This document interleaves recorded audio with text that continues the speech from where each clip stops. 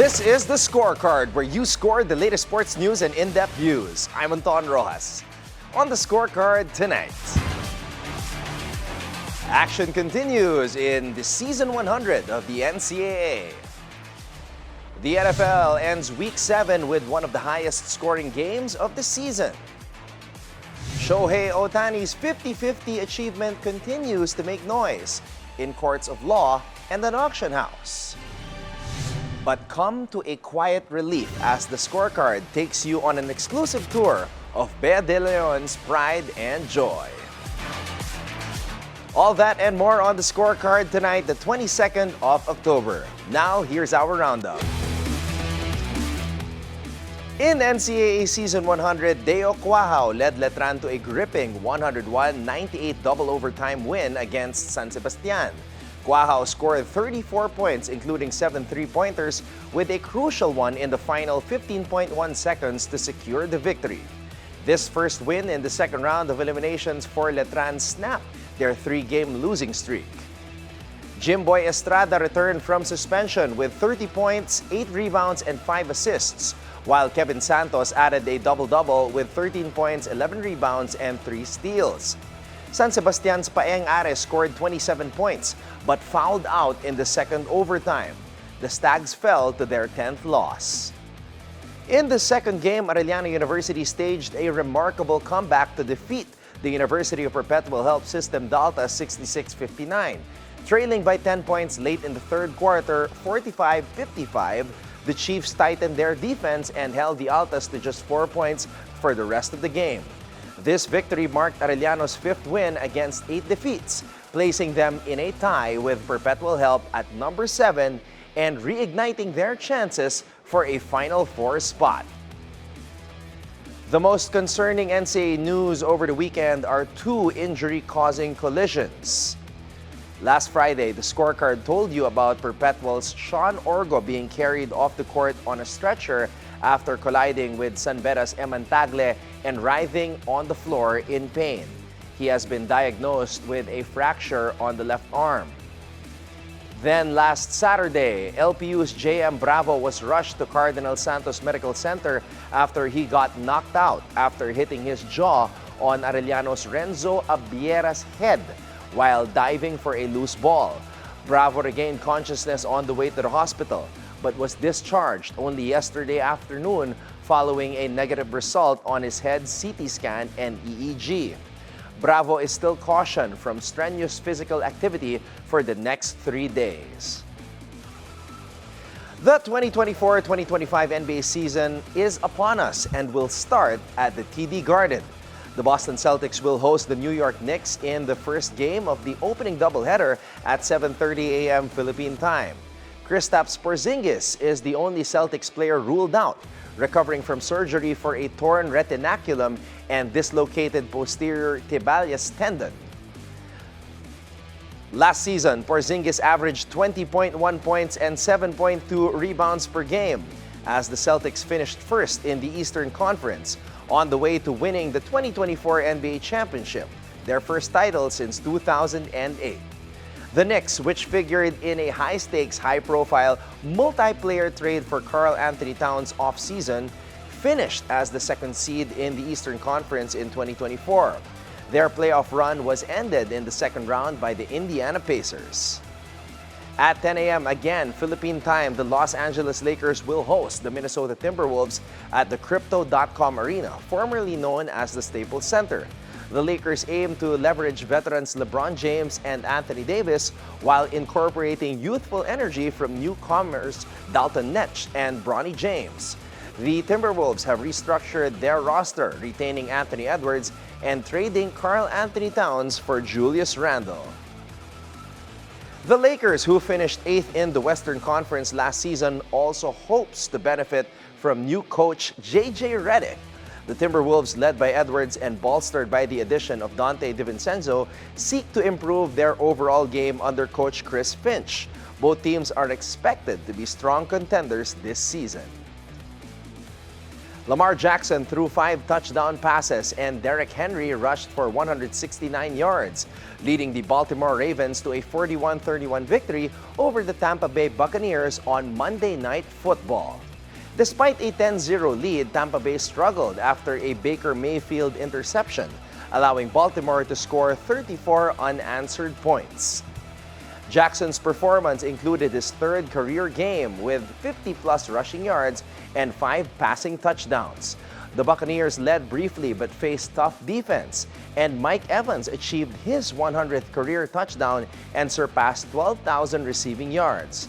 The Ravens are now tied for first in the AFC North at 5-2, while the Buccaneers share first place in the NFC South with 4-3. Injuries were significant, with the Buccaneers losing receivers Mike Evans and Chris Godwin, and Ravens cornerback Marlon Humphrey also exiting the game. Despite pending court cases on ownership, Golden Auction House will proceed with the auction of Shohei Ohtani's historic 50-50 home run ball. LA Dodgers designated hitter Shohei Ohtani made history by becoming the first player to hit 50 home runs and steal 50 bases in a single season during a game against the Miami Marlins on September 19, 2024. The ball from his 50th home run has become a prized collectible, and Christian Zasek, the fan in possession of the ball, is cashing in.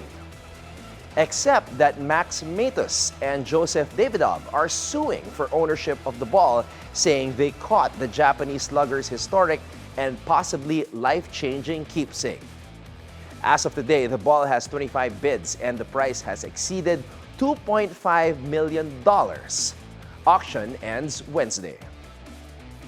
Cignal dominated Chi-Chi DHC in their Spikers Turf Invitational Conference opener, winning 25-16, 25-16, 25-15 at the Santa Rosa Sports Complex. Newcomers Owa Retamar and JM Ronquillo made impressive debuts, leading Cignal to a quick victory despite missing key players.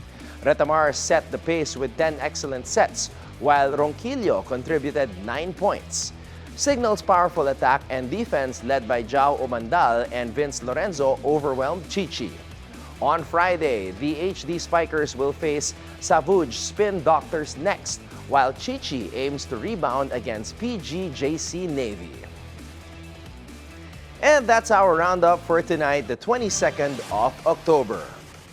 When we return, She's made me better. It was a dream. It will always break my heart.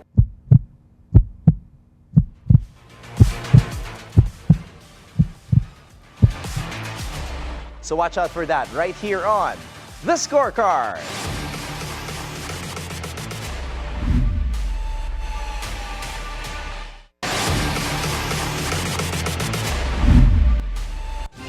So yesterday, we completed our Ateneo Triple Towers kinda series with a visit to Creamline middle blocker Bea de Leon.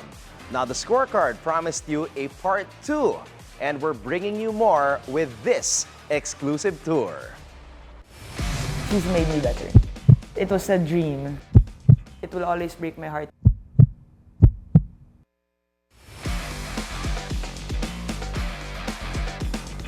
So before we talk about the business, I'm just gonna,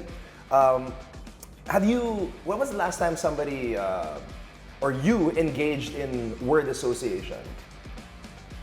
I don't remember. You don't remember? All right, great. Word association. Because what I do on the show is when I get a one-on-one opportunity with a volleyball player, I always engage that player in word association. When Michelle Gumaba was on the show, nag-enjoy siya. So, I'm going to put you through what I like to call quick set, and this is going to be the longest quick set ever. Okay. All right, you're ready for this? this? You did not brief me on this. Okay. I did that on purpose because I wanted to catch you off guard. Okay, number 14, right? Why do you wear number 14 in the first place? It was the one available. Oh, okay. Yeah. Okay. As a rookie, you don't really get to choose. And unless then you just stuck sinuwerte with ka. it. Oo, You unless just stuck with swertehin it. ka, yeah. All right, okay. All right, so BDL, I got the Creamline colors here, and we have the longest quick set ever. So I'm just gonna be mentioning some names, and looking at your Instagram, you seem to have a lot of friends, and it's not like one consistent friend. Ang dami talaga. I like Sprinkled. taking photos kasi. Yeah, so I'm gonna be mentioning some names, and I'm just gonna let you react. First words that you can think of when I mention the name. All right, are you ready? Yes. Okay. No. Ty Bundit. Oh, Coach Tai. I love that guy. He's happy, obviously, is what I think. Heartstrong. Kim Hekeliana. Oh, how do I put that in third? Reliable. Reliable. Okay. Lowell De Leon. My brother. I love that guy. He's my support. Pongay Gaston. She's crazy. Jamie La Victoria. Jamie. I would say she's always there. Eliza Valdez. My captain. Michelle Gumabaw. Oh, Ate MG. A mother. A mother. Det De Leon, your actual mother. Oh, my other mother, obviously. I would say supportive. Kat Tolentino. Kat, she's also always there, I would say. Maddie Madeag. Mali. She's I think it's more a phrase. I think she's made me better. Denise Lazaro Revilla. Dami naman ito Ate Den. 14 to, longest quick set ever. Oh, that's why you mentioned 14. Yes. Okay, Ate Den. I think I would really just say she's my ate. I think that's a good word to sum it up. In everything. Jonathan Nan. Sir Jonathan. He is our foundation, yeah. Sherwin Meneses. Our hater. Hater? Si Coach Hater? Basher. Sabi ni MG, idol. Ikaw naman, hater. First word lang, but tama naman si Ate MG. Basher namin siya lahat, but I mean, sobrang hanga ako kay Coach, and sobrang thankful ko kay Coach. Alam niya naman yun. Okay, this is the last one to end the longest quick set ever. Elmer De Leon. He's my best friend. Your dad. My dad and my best friend. Galing, galing. Okay, good job, good job. Okay, now we go to the business. All right, Bea, tell us about PhysioLab. How did this start? How did the idea come about na magsimula ka ng negosyong ganito? The idea came about, I started coming into my 5th year in Ateneo. So college pa? Yes, it was a dream. It's really something I wanted to do. I was injured, again, I had knee problems. And so I was always in Moro, if you guys are aware. Yeah. Moro Lorenzo Yes. is the facility in Ateneo that does basically the same thing. It's a training facility, there's a court sa taas, tapos sa baba. Lots of beds for physical therapy. All of us athletes go there. And the whole process of it, I wanted, and of course, other than that, was the potential of the business thing. Well, me and Miss Ma'am Bethel, we wanted to give the same thing for my fellow athletes. So many careers that end because of injuries. So many athletes don't know where to go. I wanted to make sure that I could help in a way that they could be in good hands if something that bad happens to their careers. And even mine. Yeah. Even mine. My knees have been such a struggle for me throughout my career. And yun, that was really the inspiration of why we've built this. It's not just for athletes. We also have senior citizens here. Yeah. We love them. They give us so much joy. Mommy Guring, shout out to you. I see your posters outside. So the gym membership is 2,000 pesos. Yeah. And then each consultation for PT is 3,000. The consultation is free, actually. Oh, the consultation yes, is free. Yes, the consultation is free. So we really welcome people to come in here and get it checked, whatever you're feeling. Sometimes people in the corporate setting would have shoulder problems, back problems from sitting all day. So you guys can get checked here and we'll let you know what we can do for you. And that first session, honestly, we just give that for free. Wow. With the PT, we do have a doctor who comes in, so that has a fee. But after that, if you do decide to do your sessions, then that's when we ask. But we do have packages for that. And automatic, by the way, we do give automatic discounts to, obviously, still to the PWD and our seniors, but also are staying true to our advocacy, would be giving automatic discounts to professional athletes, and more for our national athletes. So it's 10% for our professional players and 20% for our national athletes. Wow. The Olympians obviously are for free. All right. For you, what makes PhysioLab different compared to the other facilities and businesses like this?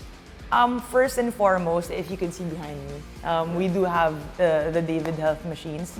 I'm going to get a bit technical, but we're the very first physical therapy facility to have it here. Wow. Actually, we're the first to have it here, not just as a physical therapy place, but we're the first to have it here. It's very common elsewhere, actually, in other countries, but here we do not obviously have them. We're the first. Wow. And what it does, actually, it's an AI-guided machine. All right, Bea, when you walk into the facility, the first thing you see is this. Yes. All right, so this is the gym This space. is the gym. This is the gym, basically, as I mentioned, physical therapy and strengthening go hand in hand. So we really had to put up a gym-like facility.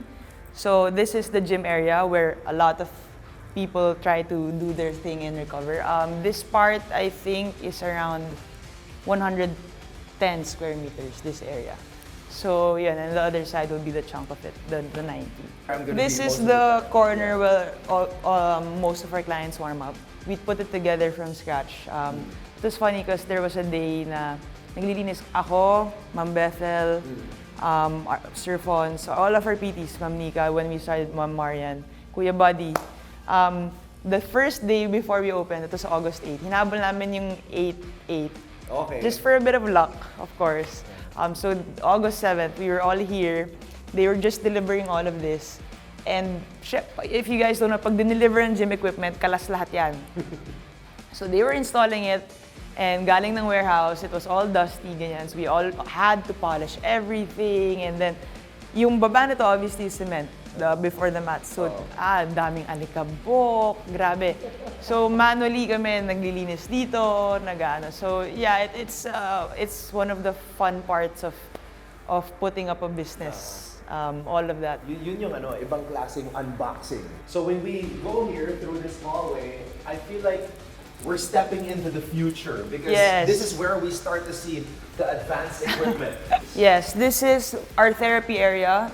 Basically, most of the patients will start with bed exercises or mobility or stuff like that, or really get treated. Sometimes you have to get released, or when the PTs have to assess you. So that's here in the PT area. And in this PT area is the David machines. Again, state-of-the-art AI-guided machines. They're the first here in the country. So yeah. May card ka pala. Yes, actually, you do get an individual card because individual card. yeah. So part of it is you para siyang RFID. So may card ka, So and then personal information. yes. So once you tap it here by the monitor, it will automatically show you your whole profile and your program for that day. So it will tell you from here, you could probably start with this machine, what you have to do, and it will record everything if you've done it or if you haven't, if you lack reps. So hindi sila nakakadaya. Yeah. So it will really tell you everything. So once you put it there, and then from time to time, it will ask you a couple of questions. How are you feeling? Very exciting. Bea, I would like to congratulate you and see you grow from your days when I used to cover you in the Ateneo, and now you're showing us a different side, and you're really preparing for the future. I mean, with what you've started here and helping your fellow athletes along the way. Yes. Well, big part of my life. I've always been an athlete, and so to be able to put something up that's inspired by them, by that whole story of my life is something really close to me, something I really love for it to grow more. But yeah, again, hopefully this is just the beginning. Truly, we want to be able to help a lot more people, make sure that all of these athletes get through their careers smoothly. That is the hope. Thank you very much, Bea, and we are thankful that you shared your mission with us here at PhysioLab. Thank you very much. Thank you so much for having me. Thank you for inviting us here and for joining us on the Scorecard. Yeah, thank you.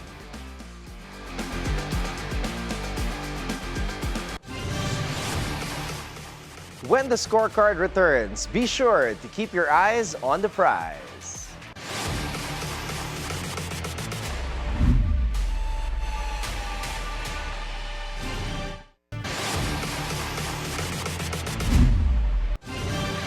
Welcome back to the Scorecard. It's time to keep your eyes on the prize. We'll break down the upcoming matchups to deliver key insights that might just give you the edge that you need to stay ahead of the game. It's Game 1 of the PBA 2024 Governor's Cup Finals on Sunday, October 27 at 7:30 p.m. The stage is set at the Henares Center in Antipolo for an exciting showdown between two of the league's top contenders, Barangay Ginebra San Miguel and the defending champions, TNT Tropang Giga. Barangay Ginebra San Miguel Gin Kings is back in the finals after a heart-stopping 102-99 victory over the San Miguel Beermen in Game 6 of the semifinals. Ginebra showcased their adaptability and fighting spirit to advance to the championship stage. Maverick Ahanmisi led the charge with 25 points, while Justin Brownlee contributed a crucial 21 points, 7 rebounds, and 7 assists. Japeth Aguilar and Ron J. Abarientos also shone with 20 and 16 points, respectively. Head coach Tim Cohn was grateful for that little extra energy at the end, despite a short-handed lineup without Joe Devance, who is still recovering from a left knee injury. On the other hand, the TNT Tropang Giga have stormed back into the finals after a commanding 113-95 victory over Rain or Shine in Game 5 of their semifinals. This win not only secured their spot in the championship, but also displayed their dominance throughout the match. TNT's strong defensive effort limited Rain or Shine's scoring opportunities, while their impressive offensive flow kept the pressure on their opponents. Ronde Hollis Jefferson led the charge, showcasing his versatility. Hollis Jefferson was an unstoppable force, nearly averaging a triple-double with 36 points, 11 rebounds, and 9 assists. His ability to create plays and find his teammates in advantageous positions was key to TNT's success. Coach Chot Reyes lauded his team's defensive efforts, emphasizing how crucial their strong performance was in securing their final spot. As TNT prepares to face off against Barangay Ginebra in the finals, the Tropang Giga are not just looking to defend their title, but also to prove their place at the top of the PBA. TNT Tropang Giga are slightly favored to win by 3 to 4 points due to their dominant semifinal performance. However, with Barangay Ginebra's experience and strong playmaking, this game could be a nail-biter. This final rematch promises excitement as Ginebra looks to redeem their past loss to TNT in last season's finals. With Ginebra's Justin Brownlee and TNT's Ronde Hollis Jefferson taking center stage, both teams will be eager to establish momentum in this best-of-7 series. So, get ready for an intense clash between two powerhouse teams in the PBA Governor's Cup Finals. Meanwhile, it's Week 8 of the 2024 NFL season. This Friday, October 25 at 8:15 a.m. Philippine time, the Minnesota Vikings head to SoFi Stadium in Inglewood, California to take on the Los Angeles Rams in what should be an exciting clash. Both teams have been grinding through the season. Minnesota comes into the game with a 5-1 record, while Los Angeles struggle at 2-4. The Vikings offense ranks 24th compared to the Rams at 26th. But defensively, the Vikings hold the advantage at 10th, while the Rams sit at 14th. Both teams have been fairly even in passing, ranking 20th and 21st respectively. But the Vikings have a slight edge in rushing with a 21st rank to the Rams' 29th. Looking at the injury report, the Vikings have a few key players listed as questionable, including defensive tackle Harrison Phillips and running back Aaron Jones. The Rams, on the other hand, could be without wide receiver Jordan Whittington and defensive tackle Braden Fisk. Minnesota enters this matchup after a tough loss to the Detroit Lions, while Los Angeles pulled off a narrow victory against the Las Vegas Raiders. The Vikings are slight favorites in this game, but the Rams will look to defend their home turf where they've gone 2-1 so far this season. Will the Vikings bounce back after their loss? Or will the Rams pull off an upset? As both teams prepare for battle under the bright lights, be sure to keep your eyes on the prize. We have just received an important announcement from the UAAP that all scheduled UAP games for tomorrow, October 23, have been postponed due to Tropical Storm Christine, following class suspensions in Manila, Quezon City, and Pasay City. Postponed events include collegiate men's basketball, junior high school boys basketball, and high school boys volleyball. The games were to be held at the SM Mall of Asia Arena and Paco Arena. The league will announce rescheduling updates later. Just now, the NCAA also announced the cancellation of tomorrow's basketball games, LPU versus Benilde and EAC versus JRU, due to inclement weather. Before we go, think on this. From 7-time Super Bowl winning quarterback for the New England Patriots and the Tampa Bay Buccaneers, who officially ended his playing career when he added the Las Vegas Raiders to his business portfolio last week.